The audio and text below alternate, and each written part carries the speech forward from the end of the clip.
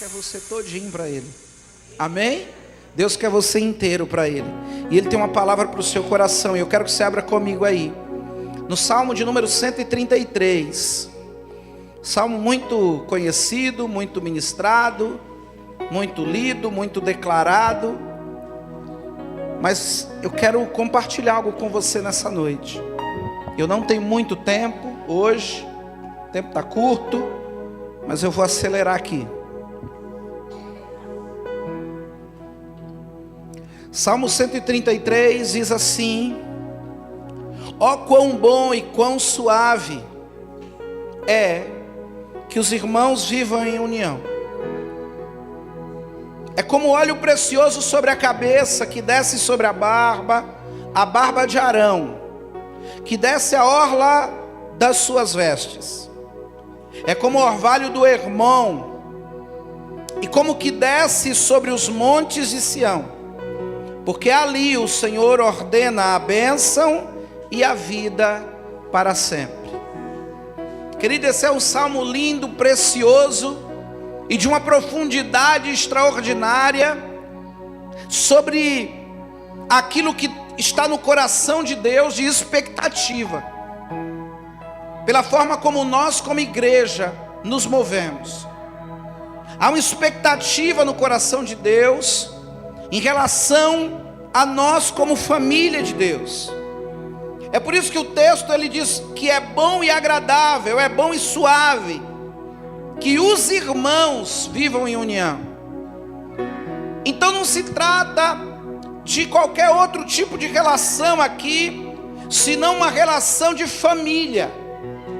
Porque eu só posso chamar de irmão quem eu tenho como família.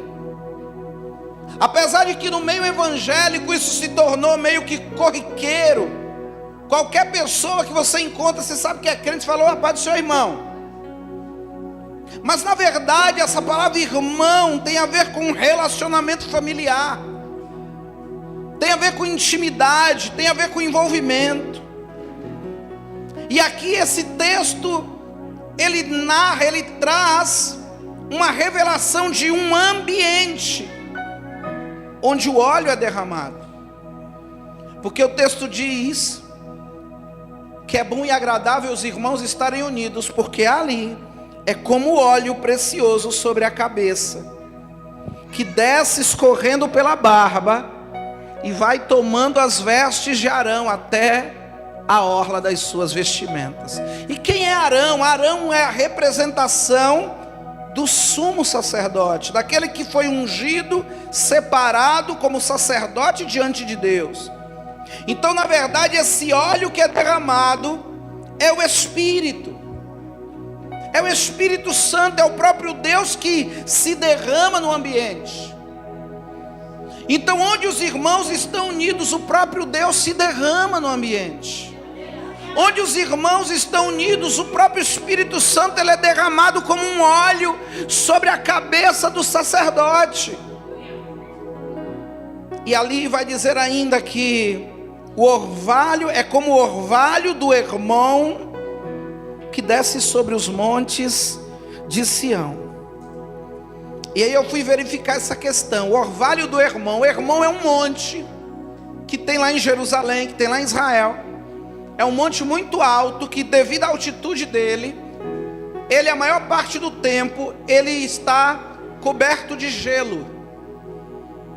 E esse gelo ele meio que evapora e ele cria como que um orvalho à noite.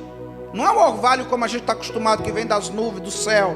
Não, é um orvalho que vem do monte, por causa da formação ali do gelo.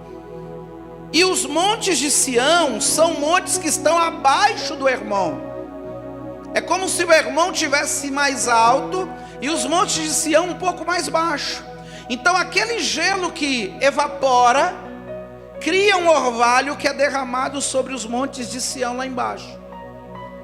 É por isso que os montes de Sião são montes que estão sempre verdes e sempre produzindo. Por quê? Porque tem um orvalho vindo do Monte Hermon sobre ele. Então o texto diz que onde há essa comunhão e essa unidade entre os irmãos, há um derramar sobre esse ambiente. há uma liberação sobre esse ambiente, há um fluir do céu sobre esse ambiente. Você está entendendo isso? E esse derramar do céu sobre esse ambiente é um derramar que traz transformação. Querido, sabe qual é o problema? É que a gente está negligenciando a importância e o princípio da comunhão. E a gente precisa voltar para esse lugar, a gente precisa resgatar esse lugar. Sabe por que a gente não está vivendo mais aquilo que a gente viveu em tempos passados? Porque a igreja já não se move mais pela comunhão. Nos movemos por tantas coisas. Nos movemos pelos eventos, pelas conferências, pelos movimentos. Nos movemos pelos artistas que se apresentam no altar, pelo pregador famoso que está lá cantando. Vamos à igreja por causa dessas coisas. Pagamos muitas vezes fortunas para ver um pregador falar. Sabe, tem pregador aí, querido, que faz uma conferência aí num lugar qualquer e cobra aí 2.000 para cada um que for ali ouvi-lo. E tem gente pagando, porque senão não tinha alguém cobrando. Então o que está movendo a igreja já não é mais aquele fogo, aquele desejo de estar junto. Não é mais o estar junto que interessa. É por isso que às vezes a gente fica 15 dias sem estar junto e não faz tanta diferença, porque já não é mais o estar junto que interessa. Mas aí eu digo para você, é no ambiente da comunhão da igreja que o Senhor derrama a sua vida e a sua bênção. O texto diz que ali o Senhor derrama a vida e a bênção para sempre. Sabe onde é que a bênção é derramada? Num ambiente de comunhão, num ambiente de unidade, num ambiente de uma igreja que anda junto. Igreja não pode ser um lugar onde você vai no domingo à noite ouvir uma palavra legal. Igreja tem que ser uma comunhão de pessoas em torno de um mesmo propósito, que é Cristo. Isso é ser igreja. Igreja é estarmos juntos, independente do culto do domingo, independente do prédio, independente das paredes. É quando há uma conexão entre nós, é quando há algo nos ligando e nos conectando no mesmo ambiente, no mesmo lugar em Deus. Isso é ser igreja. É nesse lugar que o Senhor quer derramar vida, derramar bênção. Agora, ambientes onde não há essa comunhão são ambientes de morte. O que o diabo quer fazer? Quer quebrar a comunhão para trazer morte sobre a igreja. Não há nada que traga mais morte para uma igreja do que a quebra da comunhão, querido. Não há nada que traga mais morte para um povo do que a quebra da comunhão. E é isso que o diabo quer fazer, e ele tem feito nesses dias. Agora entenda isso: o propósito da comunhão, o propósito de estarmos juntos, é atrair a presença. Se no lugar onde estamos juntos, o Senhor, Ele vem como óleo, Ele vem como esse azeite que representa a sua presença. Eu preciso entender que o meu propósito de estar com você é atrair essa presença para o nosso meio. E aí, querido, quando a presença vem, as coisas começam a acontecer. Quando a presença vem, circunstâncias começam a mudar. Você já percebeu que todas as vezes que milagres acontecem, ou pelo menos na grande maioria desses acontecimentos sobrenaturais, é sempre no meio do ajuntamento? Você já percebeu isso? Eu não estou dizendo que Deus não possa curar alguém lá no quarto sozinho, ou lá na sua casa, lá no seu banheiro, lá no seu quintal. Não estou dizendo que Ele não possa, Ele pode. Não estou dizendo que Ele não vai fazer. Ele é Deus, Ele faz o que Ele quiser. Mas a gente há de convir que sempre que a gente ouve falar de sinais, de prodígios, de maravilhas, de ação sobrenatural de Deus, é sempre no meio da igreja, é sempre no meio do ajuntamento, é sempre onde tem gente junto no mesmo propósito. Ali o Senhor se manifesta com poder. É por isso que lá em 2 Samuel capítulo 6, antes de Davi buscar a arca do Senhor, ele reúne o povo, ele traz o povo para um ajuntamento, porque Davi entendia que ele não podia buscar a presença sozinho, ele não podia buscar a presença sozinho. Querido, não usa a desculpa do secreto para você não estar no meio da congregação. Não usa desculpa, porque até quando eu estou no secreto eu não estou sozinho. Por quê, pastor? Porque no secreto Jesus me ensinou a orar assim: Pai nosso que estás no céu, santificado seja o teu nome, venha a nós o vosso reino. Ei, mas essa é a oração do secreto. Se Jesus me ensina no secreto a orar Pai nosso, venha a nós, como é que eu posso estar sozinho no secreto? No secreto, querido, não é lugar para você estar só. No secreto é lugar para você entender que Deus quer ouvir você, Deus quer ver você nesse ambiente, mas o seu coração tem que estar conectado ao coração de outros. Porque o Pai não é meu, o Pai é nosso. O pão não é meu, o pão é nosso. Você entende isso? O pecado também não é meu, o pecado é nosso. Então é nesse ambiente que Deus quer nos ver envolvidos, é ali que Ele quer nos ver caminhando. Então quando a gente anda em comunhão, a gente atrai a presença. Quando a gente entende que a gente é igreja, e igreja não sou eu, nós estamos vivendo aí um tempo onde eu vejo um monte de gente dizendo assim: eu sou a igreja. Não, você não é a igreja.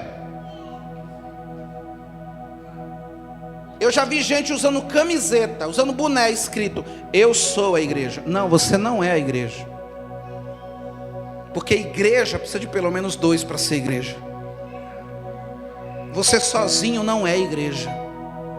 Você sozinho é parte da igreja. Você sozinho é membro do corpo. Você não é corpo sozinho. Querido, entenda isso. Então, para de entrar nessa onda do diabo de que você pode ser igreja sozinho, de que você não precisa da congregação, de que você não precisa estar perto do outro, de que você pode adorar a Deus sozinho em casa. Sabe, agora com essa onda de internet, não, agora eu vou ficar em casa assistindo live. Eu não quero mais estar no meio da igreja. Está sendo roubado, vai ser despedaçado, porque eu sou protegido no meio da comunhão, eu sou protegido no meio da congregação. Tudo que o diabo quer, querido, é tirar você do meio da congregação. Porque é assim que o predador faz quando ele quer pegar uma presa.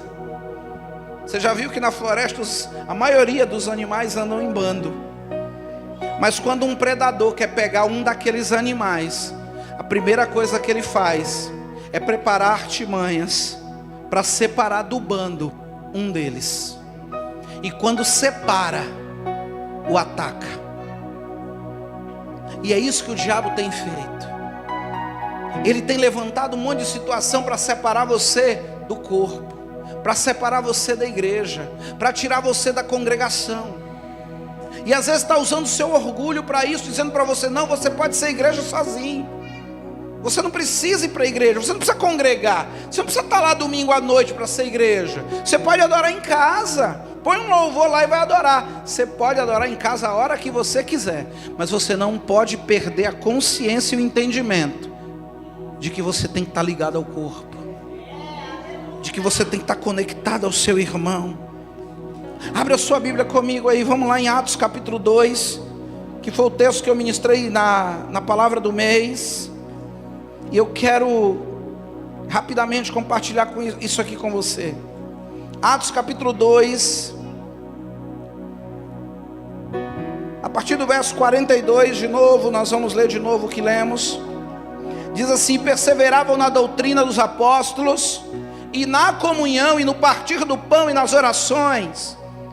Agora olha só, num lugar onde um povo estava perseverando na doutrina dos apóstolos. Ei, se tinha doutrina, é porque tinha congregação, querido. Se tinha doutrina, é porque tinha condução. Não era cada um por si. Não era cada um vivendo a sua igreja. Não era cada um vivendo o que entendia e o que queria. Não era cada um com Deus buscando sua própria interpretação. Outro dia eu ouvi aí uma ex-cantora gospel que se desviou, falando isso. Não, agora eu leio a Bíblia e eu busco a minha própria interpretação da Bíblia. Não existe isso, meu irmão. A Bíblia não foi feita para cada um ter uma interpretação dela. A Bíblia foi feita para nós estudarmos juntos e aprendermos juntos. E perseveravam na doutrina, na comunhão, no partir do pão e nas orações. E olha o que acontecia nesse ambiente. E em toda a alma havia temor. Sabe por que está faltando temor na igreja? Porque está faltando comunhão. Querido, eu sou de um tempo, não que eu seja velho, é bom deixar isso claro. Sou jovem ainda, um dia velho será, mas ainda sou jovem, já dizia o Chaves. Então, querido, presta atenção numa coisa, eu sou do tempo que os cantores cristãos, que os grupos de louvor cristãos faziam música de comunhão. Quem lembra disso? Tinha muita música de comunhão no meu tempo.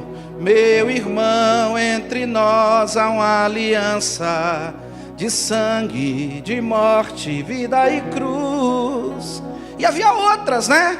Estamos todos congregados aqui, certamente abençoados também.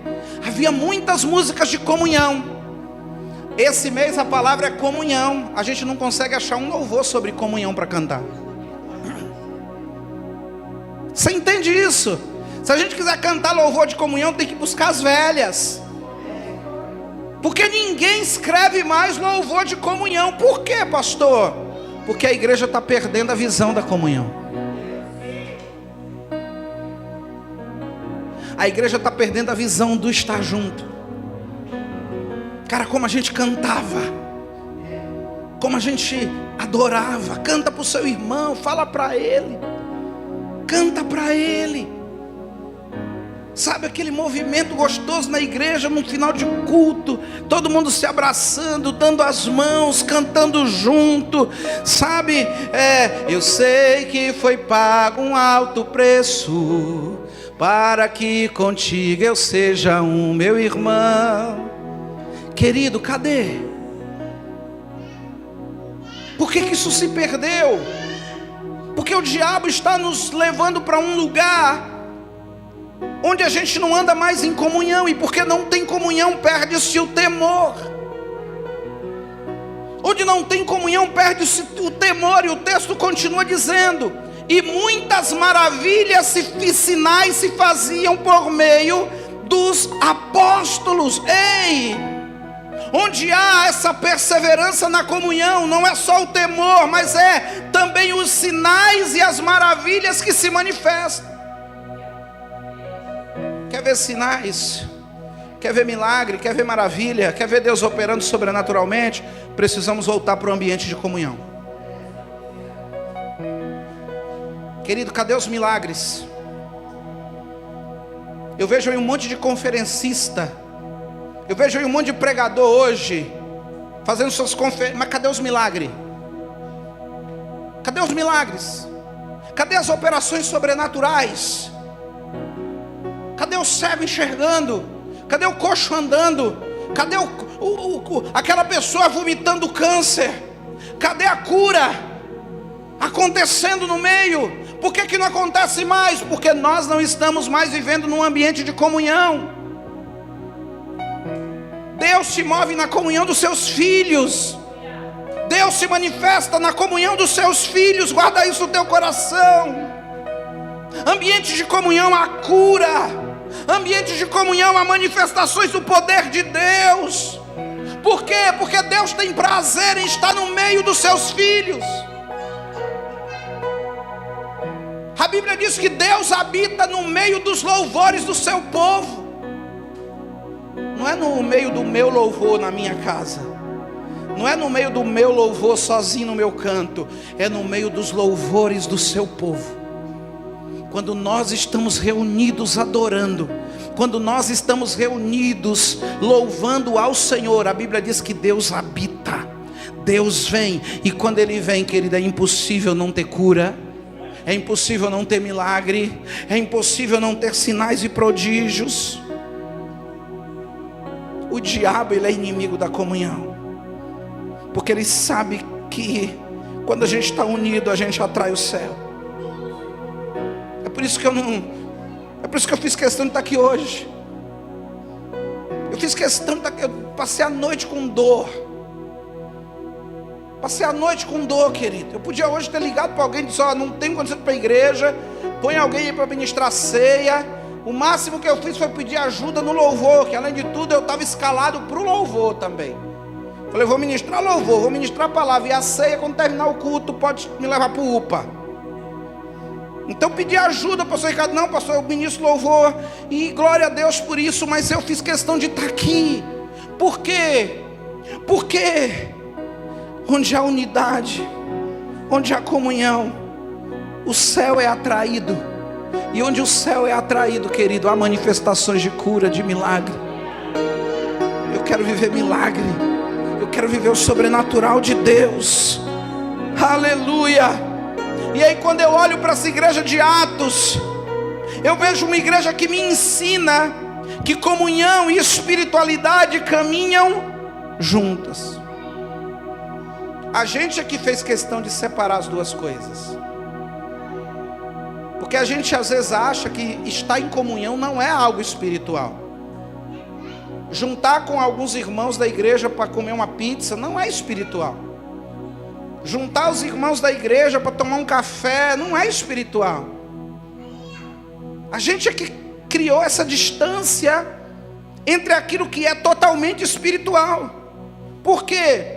O texto de Atos, no capítulo 46, vai dizer assim: e perseverando unânimes todos os dias no templo. Primeiro ponto aqui: perseverando todos os dias no templo. Então do que eu estou falando? Eu estou falando de uma condição espiritual, de um povo que ia buscar, de um povo que ia lá no templo, que ia buscar, que tinha ali todo um contexto espiritual. Amém ou não amém? E era todo dia, tá? Olha para alguém e diga assim: todo dia.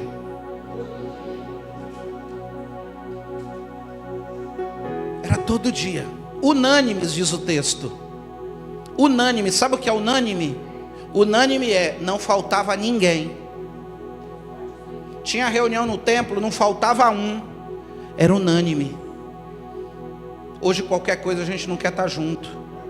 Qualquer coisa a gente não quer congregar. Qualquer coisa é motivo para não vir. Ei, todos os dias, unânimes no templo. Mas o texto continua dizendo ainda assim, ó: e partindo o pão em casa, comiam juntos com alegria e singeleza de coração.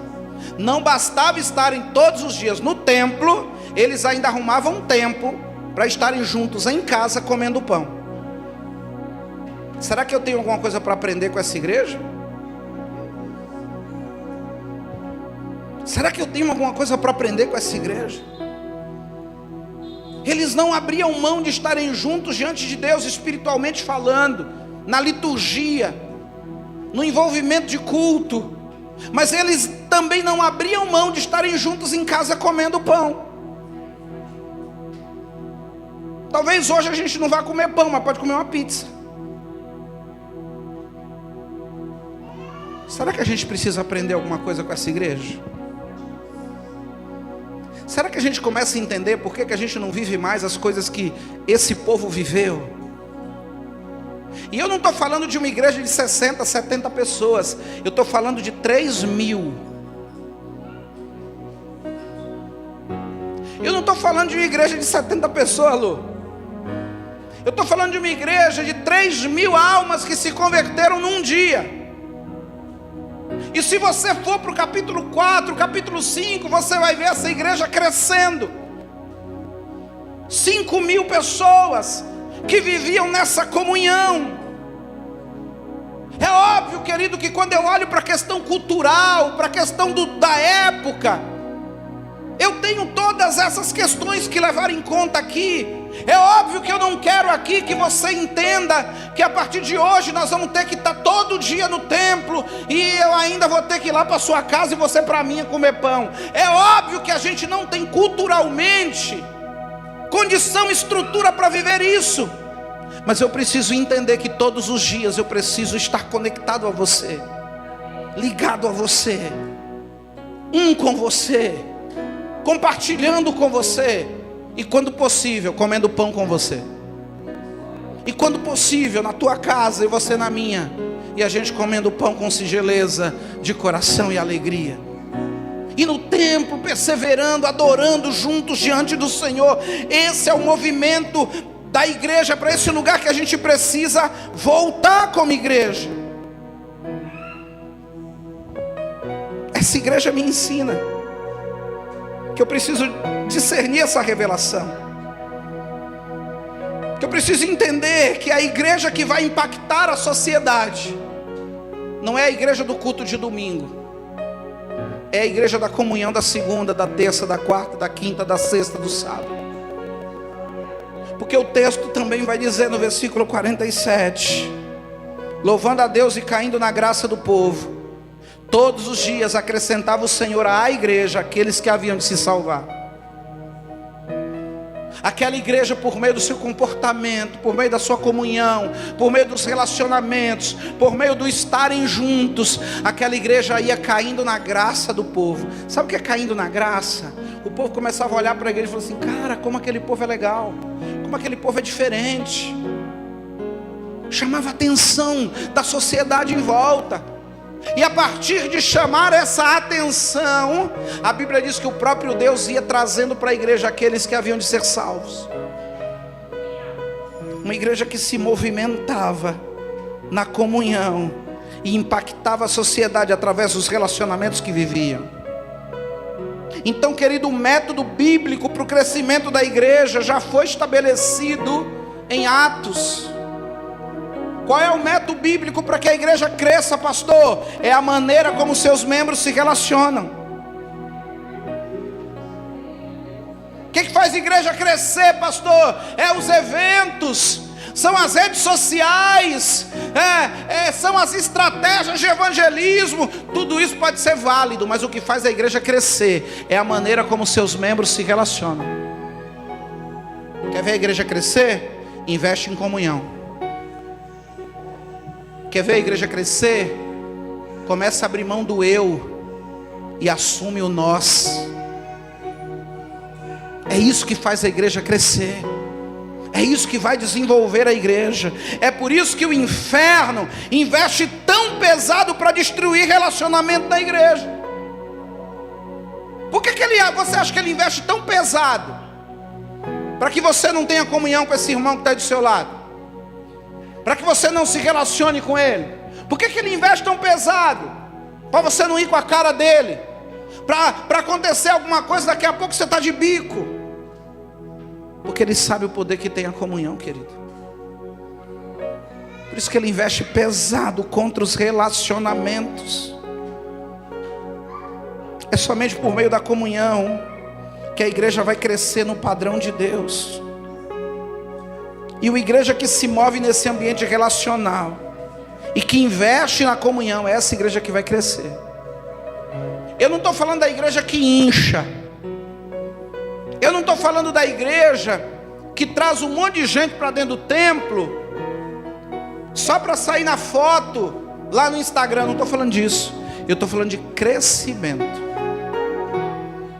Porque o crescimento, ele não pode ser só quantitativo. Eu não posso medir o crescimento de uma igreja pelo número de pessoas que estão nela. Eu preciso medir o crescimento da igreja pela qualidade de pessoas que estão nela. Você está entendendo isso? Nossa igreja está crescendo. A gente já passou de 3.000 membros. Ei, para mim, E para Deus isso não tem muito valor, querido. É óbvio que qualidade vai trazer quantidade. Se eu invisto em qualidade, é natural que essa igreja cresça em quantidade. Mas o que Deus está querendo é uma igreja que vai crescer, não só pela quantidade de membros que tem, mas pela qualidade dos membros que tem. Membros que estão investindo na comunhão, membros que estão abrindo mão do seu eu, da sua razão, para não abrir mão do outro, para não abrir mão do estar junto. É esse lugar, para esse lugar que Deus quer nos levar de volta. À medida que nos movemos, crescemos, querido. À medida que nos movemos, crescemos. E perseveravam, unânimes no templo todos os dias, e comiam um pão em casa, com alegria e singeleza de coração, e louvavam ao Senhor. Era uma igreja em constante movimento. Eu não estou falando de atividade, eu estou falando de movimento. A gente pode ficar 15 dias sem culto, mas não pode ficar 15 dias sem movimento. Você pode ficar 15 dias sem participar de uma atividade na igreja, mas você não pode ficar 15 dias sem se movimentar com a igreja. E é isso que o diabo quer fazer. Ele não quer parar só a sua atividade, ele quer parar a sua movimentação. Você quer ver uma pergunta muito simples, que vai medir o nível da sua movimentação? Com quantas pessoas você tomou café nesses 15 dias?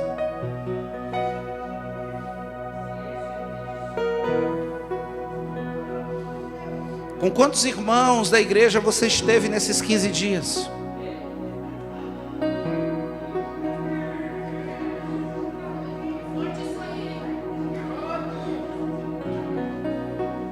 Se a sua resposta, e aí desculpa querido, mas se a sua resposta para mim é: pastor, nesses 15 dias eu não vi ninguém da igreja, eu vou dizer para você, o diabo parou a sua movimentação.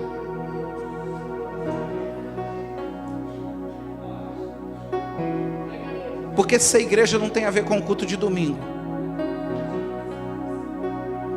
Com quantas pessoas você esteve? Com quantas pessoas você compartilhou? Trocou, se relacionou, bateu papo.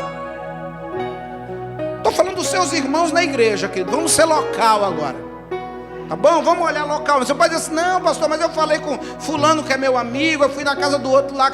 Não, estou falando aqui, igreja local. Essa galerinha aí, ó. Essa galerinha aí, ó. Quem tomou café com você esses 15 dias? Não precisa responder não. Quem foi na sua casa? Você foi na casa de alguém? Alguém convidou você? Você convidou alguém? Querido, é muito sério isso, meu irmão. Querido, é muito sério. A gente precisa entender a seriedade desse lugar. Porque Deus quer fazer coisas extraordinárias no nosso meio. E talvez Ele não vá fazer no culto de domingo. Talvez o que Deus vai fazer, Ele vai fazer na sua mesa, na hora do café com seu irmão. Talvez a resposta de Deus não esteja na boca do pastor no domingo à noite, mas esteja na boca do seu irmão na mesa, na hora do café.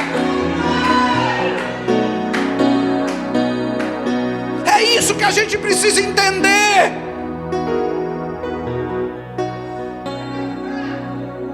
Porque quando os olhos dos discípulos se abriram, não foi em Jerusalém no templo, foi na mesa em Emaús, quando Jesus partiu o pão. Eu preciso entender isso. Eu preciso entender de onde o diabo está me roubando, de onde ele está me tirando. Satanás quer parar nossa movimentação para impedir o nosso crescimento, querido. Ele quer parar nossa movimentação para impedir o nosso desenvolvimento.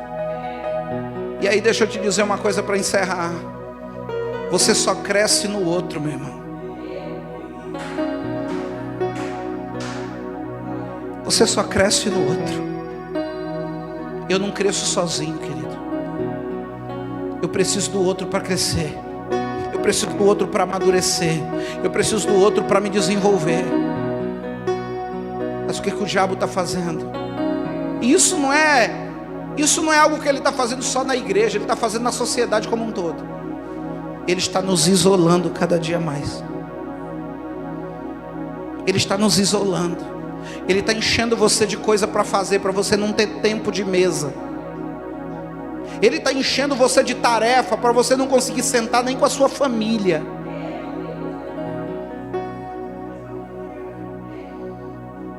Enchendo você de coisa para fazer. E você achando que está abafando, porque está trabalhando, ganhando dinheiro. Você está ganhando dinheiro, mas está perdendo o essencial.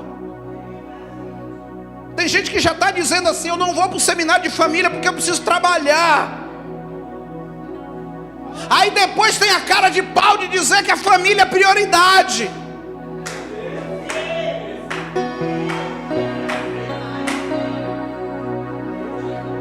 Você entende isso? Eu não vou para o seminário porque eu vou trabalhar.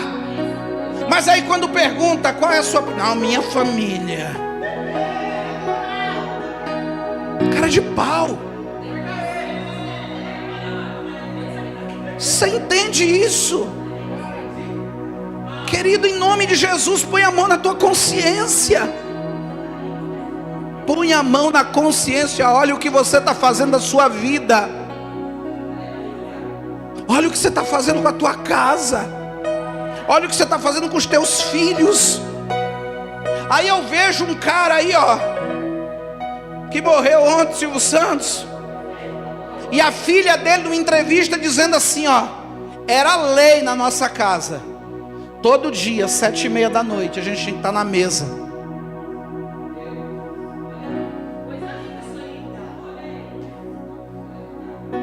Lá na minha casa, o meu pai, que é o Silvio Santos, todo dia, 7h30 da noite, a gente tinha que estar na mesa. Para tudo e vai para a mesa.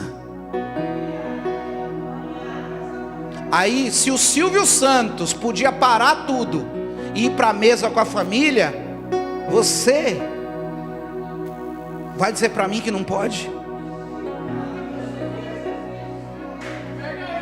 Você sabe quanto custava uma hora do Silvio Santos?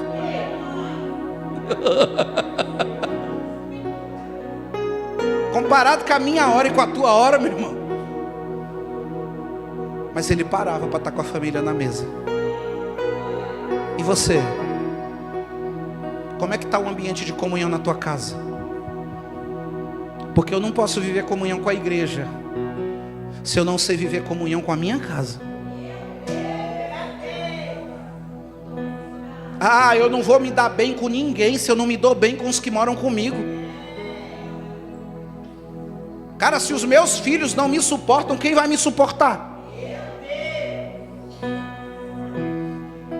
Se o meu filho está dizendo: quando eu ficar maior de idade eu vou sumir dessa casa, como é que eu vou querer que outras pessoas estejam na minha casa comigo?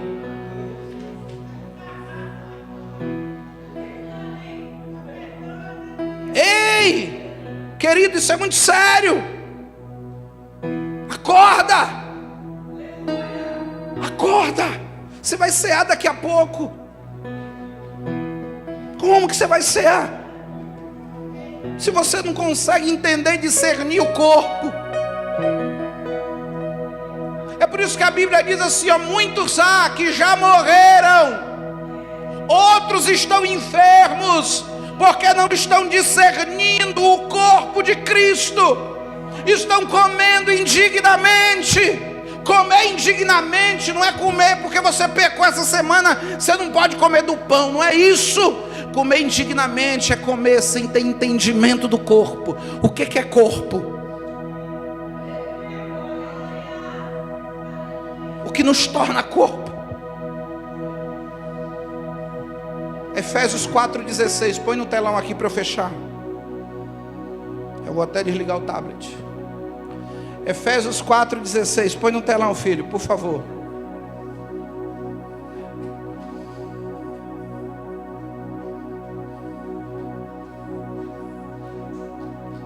do qual todo o corpo, bem ajustado e ligado pelo auxílio de todas as juntas, segundo a justa operação de cada parte, faz o aumento do corpo para a sua edificação em amor. Quer discernir corpo? Efésios 4,16.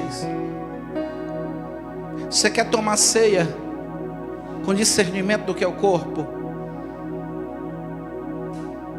Para discernir o corpo, você tem que entender que o seu lugar é esse, do qual todo o corpo bem ajustado, ajustado. Dá uma olhadinha para o irmão que está do seu lado. Pega na mão dele se puder e fala assim: bem ajustado. Bem ajustado. Sabe o que é bem ajustado? Sabe o que é bem ajustado? Você quer ver uma coisa? Bem ajustado. Domingo da palavra profética, eu falei aqui para vocês. Eu tive um momento ali em casa que não foi muito legal comigo. Eu fiquei nervoso, fiquei bravo, falei umas coisas e fiquei nervoso. Aí cheguei para o culto, ia subir para ministrar. Minha esposa estava sentada aí onde está. Aí eu fiquei aqui, olhava para o altar, olhava para ela, olhava para o altar e olhava para ela. Eu dizia: Deus, não dá para subir ali sem primeiro ir nela. Não dá para subir ali sem primeiro ir aqui. E aí, enquanto o louvor rolava, eu fui aqui. Falei: irmão, me perdoa, fiquei nervoso, fiquei bravo, falei umas coisas lá, besteira, tal, me perdoa em nome de Jesus, eu te amo. Me ajustei. Corpo bem ajustado. Espera aí, neném. Corpo bem ajustado. O que estava desajustado eu ajustei. Do qual todo o corpo bem. O que está desajustado aí? Onde é que está desajustado? Entre você e alguém aqui dentro. Onde é que está faltando um ajuste entre você e alguém aqui dentro? Ah, mas eu não vou muito com a cara da Lu, não estou muito legal com a Lu, não estou muito bem com a Lu. Então não toma ceia não, meu irmão, vai embora sem ceia hoje.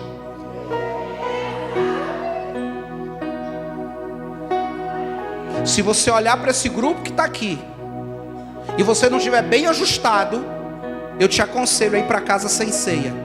Pastor, mas eu não pequei essa semana.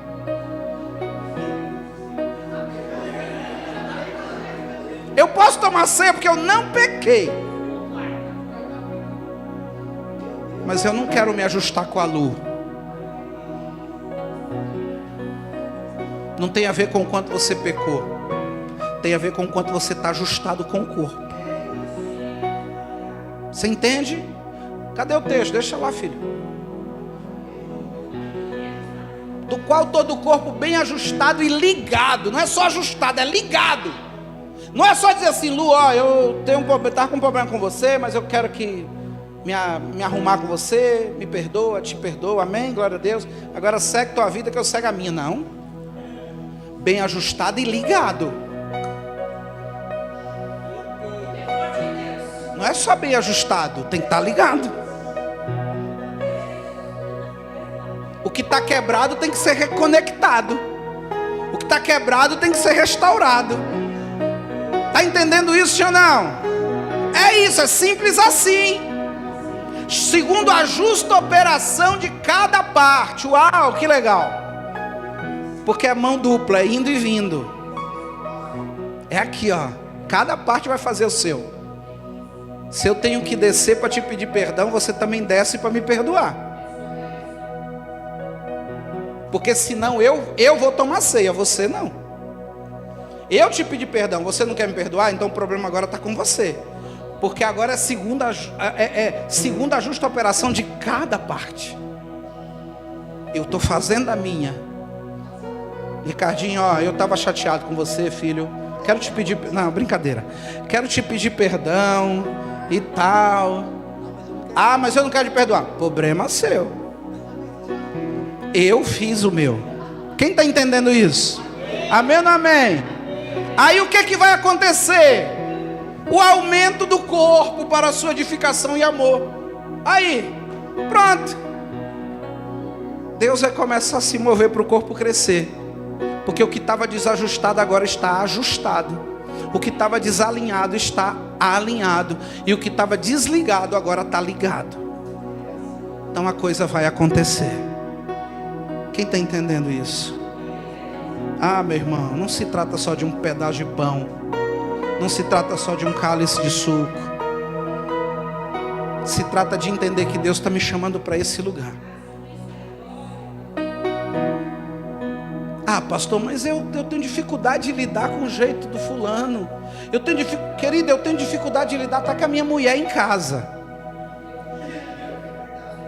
Ué, tem hora que eu tenho dificuldade até de lidar com a minha mulher em casa. Mas nem por isso eu peço o divórcio, nem por isso eu vou embora, nem por isso eu rompo com ela. A gente vai ajustando. É ou não é assim? Relacionamento é isso. Tem hora que eu não consigo lidar com o Joshua, que é meu filho. Tem hora que eu não consigo lidar com a Esté. Eu falo, menina, para, menina. Mas aí a gente vai ajustando, porque a gente é família. A gente é família. Você entende isso? Sabe qual é o problema? Que às vezes você rompe com seu irmão e não carrega fardo por isso. É porque você ainda não entendeu que a gente também é família. A gente é família, cara. Eu sou teu irmão, você é meu irmão. E você querendo ou não. E você querendo ou não. Você não precisa querer ser meu irmão. Se a gente é do mesmo pai, a gente é irmão e acabou. Eu não gosto de você, eu não quero ter você como irmão. Então muda de pai, querido.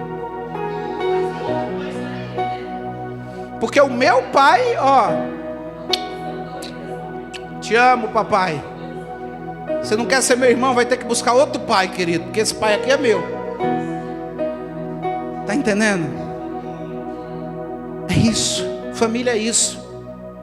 Família discute na sexta, mas vai comer junto no sábado. Família se desentende no telefone, quando se encontra se abraça. É assim família, querido. É assim. Eu tenho minhas duas irmãs aqui congregando comigo, pastor aqui na igreja, a Ira e a Vera. De vez em quando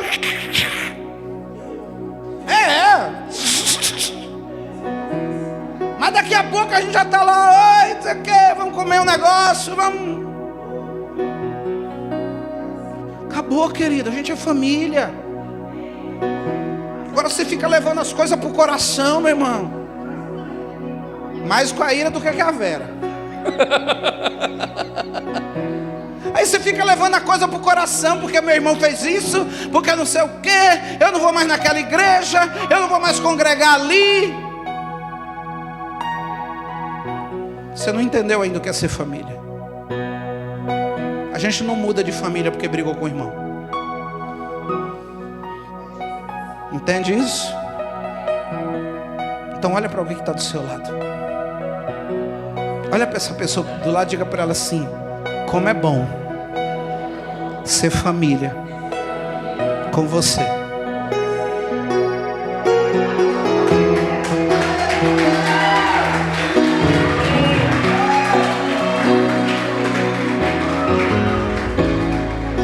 Fica de pé aí no seu lugar em nome